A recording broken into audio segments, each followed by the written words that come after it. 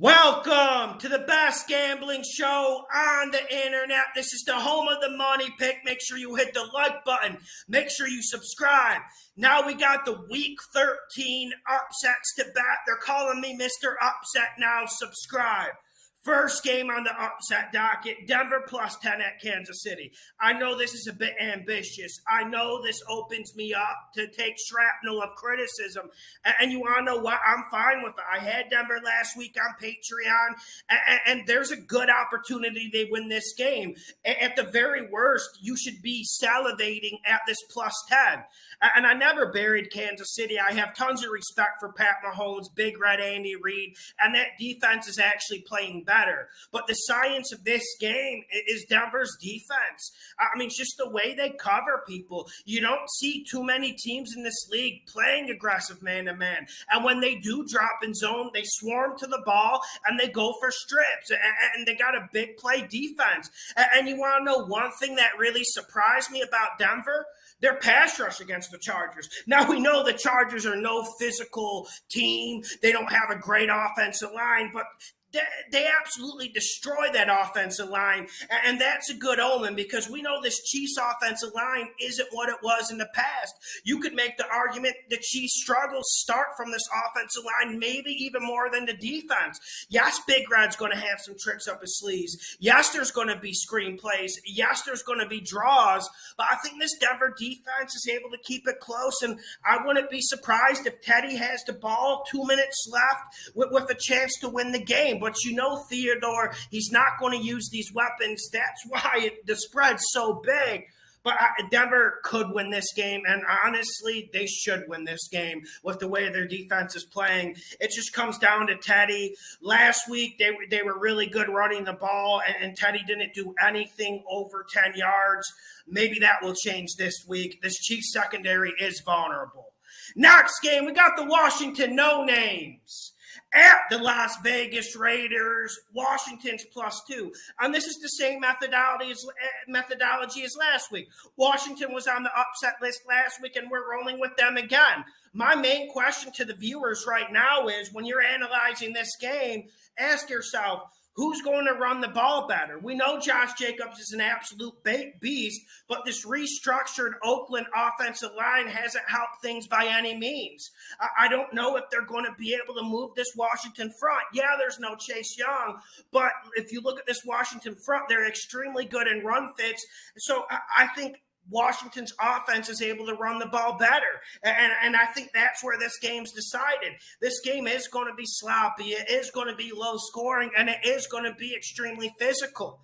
You look at Heineke, and yes, the Raiders do have the advantage with quarterback play. I'm not going to come on here and sing you a serenade about Taylor Heineke. I actually don't really like the storyline with him all that much, but at least he comes out and competes. And if he has a run game, Washington's pretty dangerous on the play action. Also, with Carr on the other side, they're missing an option. Ruggs is in prison right now, house arrest, and you can see how much they're missing him. I like Washington to get this on the road, and I also think Riverboat Ron during this time of year is when he does his best work. I think all those factors come into play with a Washington upset. The no-names, let's write it on your ticket. Next game, we got the Arizona Cardinals. Zona at the Bears. The Bears are +8. Okay, this one I'm going to get killed for, but I'm prepared to get killed about it. The Bears have won us a ton of money this year. And I have to say that because we have to put the biases out in front. But I'm a Minnesota Vikings fan. I absolutely hate the Bears, and I don't like that bald fraud Matt Nagy.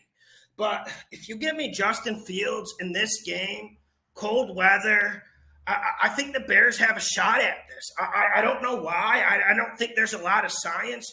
I'm just looking at the Zona offense. Kyler practiced today. DeAndre Hopkins practiced today. Now, I know that gets people scared, but also one thing about this Cliff Kingsbury offense, it's extremely rhythmic. It's a lot about tempo. It's a lot about rhythm. It's a lot about feel, and how much feel does Kyler Murray have for the game. Also, the Chicago defense, we know they can ball. We know their motivation level changes week to week because sometimes this offense doesn't help. I think the Bears do something on offense, and that's why I think this game is closer than the pundits think. I'm seeing people say, like, Arizona 40-10. I mean, that's kind of disrespectful to Soldier Field. No matter how bad the Bears are, or even if Kyler Orton or Rex Grossman is coming out there to sling it, they're always competitive in Soldier Field. With Andy Dalton, I'm less likely to pull the trigger, but if you give me young Justin Fields in here, I think he adds more. I really do, and I've had this debate on this channel all year, but Fields adds more than Andy Dalton. I don't know if beating the Detroit Lions really adds anything to Andy Dalton's reputation or makes him better than Justin Fields at the moment. Next game, we got the Baltimore Ravens at the Pittsburgh Steelers. Steelers are +4, but even on some books, it's moving up to +5. Listen, we've been right about Baltimore all year, and I have nothing against Baltimore, but I'm watching this performance, Baltimore versus the Browns. Did you see those interceptions from Lamar Jackson? Miami against Baltimore. I mean, that offense was completely decapitated, just completely decapitated and out of ideas. I'm trying to understand what the hell's going on with them. And, you know, some people say AFC North football, it's going to be close, it's going to be rugged. No, man, this Ravens offense isn't playing good, and there's so much talent. Mark Andrews, Hollywood Brown, Lamar Jackson, they got to be better than this. But I say this to say this. I don't think they get better. And going to Heinz Field against a Mike Tomlin team, Steelers just took that blowout on the chin. I think the Steelers come out competitive, and I think the Steelers come out full stop here. There's going to be trick plays. There's going to be zone blitzes. And one thing the Ravens offense can't deal with is the zone blitz. Hell, even if you're rushing 7 and you show it, they're just not dealing well with it. And with all the speed on the Ravens offense, it almost makes my head explode. Why aren't they able to beat a max pressure? Why? When you have one of the most speedy teams on the NFL, you have Sammy Watkins. He's a witness protection program. They're not using him enough. I think the Steelers do something here. I think there's a little bit Heinz Field magic. In Heinz Field, sometimes the Steelers do get a little bit of ref ball.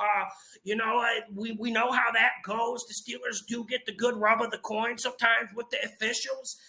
That's why I'm feeling the Steelers here. And I picked the Steelers to cover when it was at +3.5. Now it's up to 4. Now it's up to 5. I'm just feeling the Steelers, and I'm not so sure the Steelers don't steal this outright. If there's a good game plan for Ben and you let him get the ball out of his hands, this offense can move. The main factor, though, is the Steelers' run game. Against the Ravens front 7. We've seen this Ravens front 7 pushed around a lot this year. They played a lot better the last 2 weeks, but I don't know how long that's going to last because, like I said, I don't think beating Baker Mayfield is anything to beat your chest about. He's probably playing the worst football in this league. Next game, and this is more of a cautionary tale, San Fran -3 at Seattle. Listen, I know you guys want to go Seattle. I know everyone wants to go Seattle, but don't do it. I don't like Seattle this week. I didn't like them last week. I didn't like them the week before.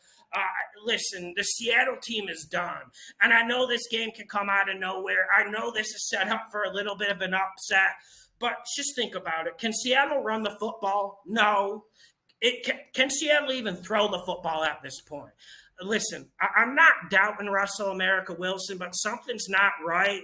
And the Seattle offense can't give him any help with the run game. If you don't have run-pass balance in this league and your name isn't Aaron the Game Rodgers or Tom Brady, you're going to have issues in this league.